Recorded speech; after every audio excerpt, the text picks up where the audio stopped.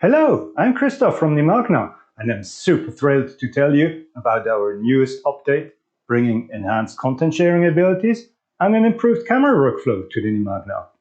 This will extend your show capabilities and get rid of camera switching in your favorite video tools.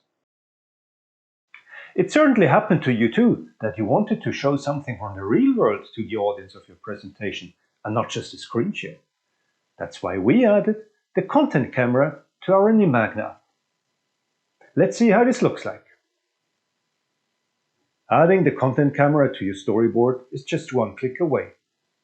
It shows anything that can be captured by a camera, to explain a small device, or show how to repair my kid's toy car, or just use paper and pen as a whiteboard.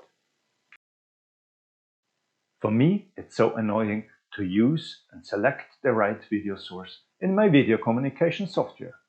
And we thought Nimagna can do much better. Let's see how this works.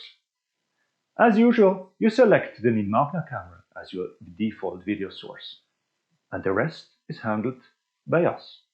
When using the Nimagna app, it automatically switches to the Nimagna output, and when closing it, it switches back to your webcam. And the best is, in the taskbar, you can easily select one of your webcams as the default source that is used.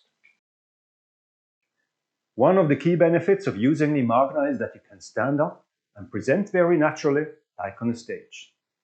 Normally, you would use a clicker device like this to advance your slides. But that's not needed anymore, because we have gesture control. Let's see how this looks like. In the user interface of Nimagna, you see indicators where you can use your hands to advance your slides or go back to the previous slide.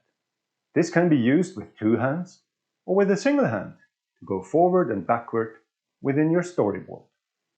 And now the stage is yours.